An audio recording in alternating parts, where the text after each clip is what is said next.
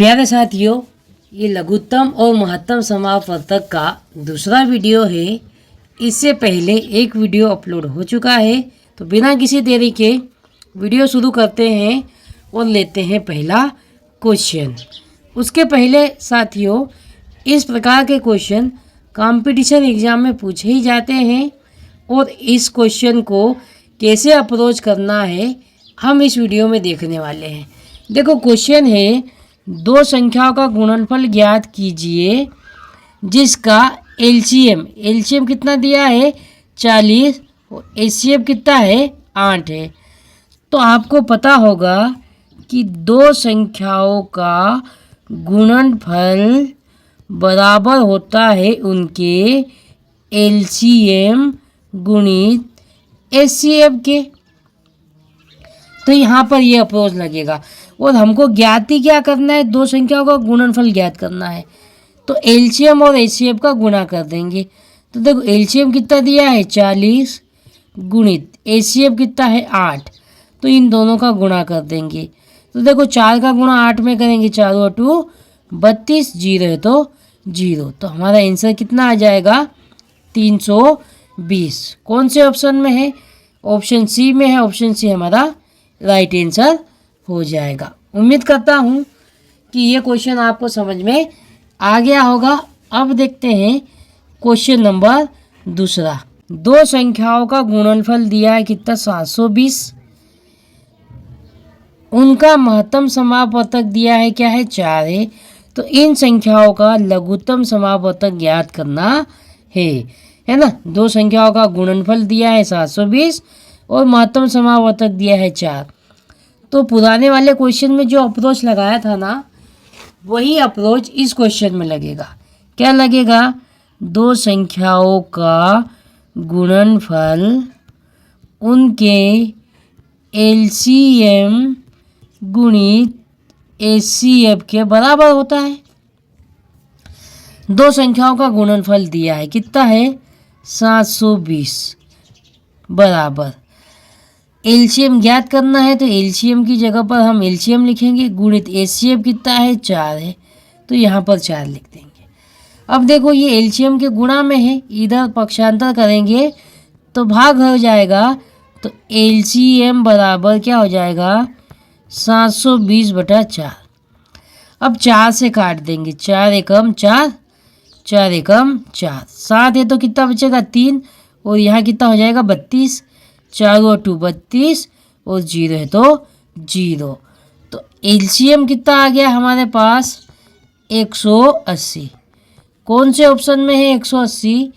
तो 180 option number A में है। तो ऑप्शन ए हमारा राइट आंसर हो जाएगा। अब देखते हैं क्वेश्चन नंबर अगला। देखो, क्वेश्चन है, दो संख्याओं का महत्तम समापवर्तक कितना है 14 है और उनका लघुत्तम समापवर्तक 490 है। यदि पहली संख्या 70 है तो दूसरी संख्या ज्ञात करनी है।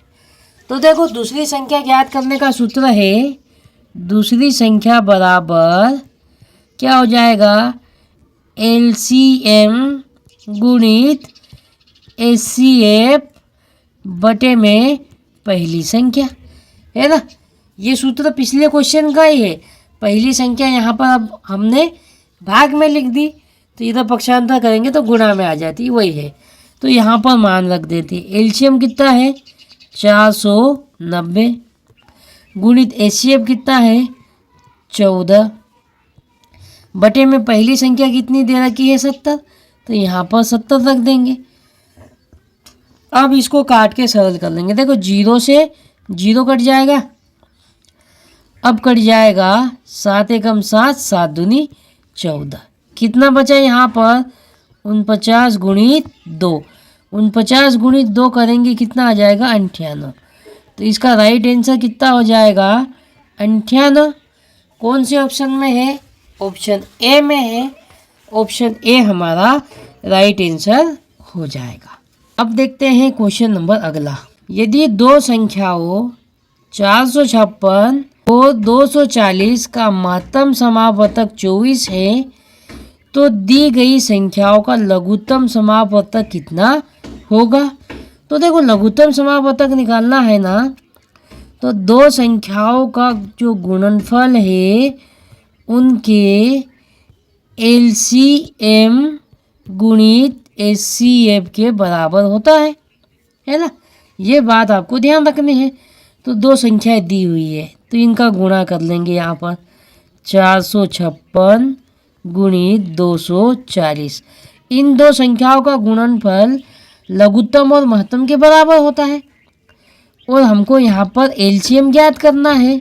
तो एलसीएम गुणित एचसीएफ कितना है 24। अब देखो इसको काट देंगे, 24 से कट जाएगा 24 से कम 24, 24 से कम 24, 0 है तो 0। अब देखो एलसीएम बराबर क्या बचा 456 गुणित 10 है ना। तो 456 में 10 का गुणा करेंगे तो 4560 हमारा क्या आ जाएगा एलसीएम आ जाएगा। कौन से ऑप्शन में है, ऑप्शन डी में है। तो ऑप्शन डी हमारा राइट आंसर हो जाएगा। उम्मीद करता हूँ कि ये वीडियो आपको अच्छा लग रहा है, तो आप इस चैनल के साथ जुड़ जाइए तथा अपने साथियों में भी शेयर कर दीजिए ताकि उनको भी इस प्रकार के क्वेश्चन को हल करने में कोई भी दिक्कत नहीं जाने वाली। क्वेश्चन अगला है, दो संख्याओं का एलसीएम उसके एचसीएफ का 15 गुना है ना। तो हम यहाँ पर लिख देते हैं जो एलसीएम है ना वो एचसीएफ का कितना गुना है 15 गुना है। तो मैं एचसीएफ को 100 मान लूँगा तो एलसीएम उसका 15 गुना हो जाएगा, मतलब 15x हो जाएगा। इतनी बात आई समझ में है ना। लघुत्तम समापवर्तक और महत्तम समापवर्तक का योग दिया है तो हम इन दोनों का योग कर लेंगे एलसीएम और एचसीएफ का। तो 15x और 1x कितना x हो जाएगा 16x हो जाएगा, बराबर इनका योग कितना दिया है 112 दिया है ना।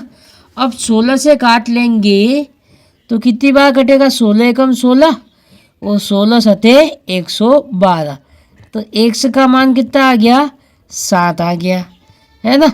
अब क्वेश्चन को आगे पढ़ते हैं। यदि एक संख्या 49 है तो दूसरी संख्या कितनी होगी, है ना। तो देखो x का मान कितना आ गया 7, ये x का मान आ गया। x हमने क्या माना है एचसीएफ, तो एचसीएफ निकल गया। तो अब एलसीएम निकाल लेंगे। तो देखो एलसीएम बराबर 15x, तो क्या हो जाएगा 15 गुणित 7। तो एलसीएम कितना निकल जाएगा 15 सते 105। अब हमको दूसरी संख्या निकालनी है। तो दूसरी संख्या निकालने का सूत्र क्या होता है, दूसरी संख्या बराबर एलसीएम गुणित एचसीएफ बटे में पहली संख्या। अब यहाँ मान रख देंगे।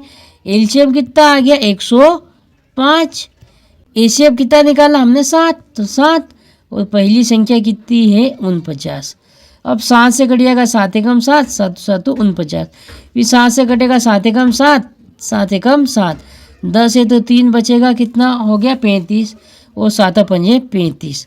तो जो दूसरी संख्या आई है वो कितनी आई है 15 आई है।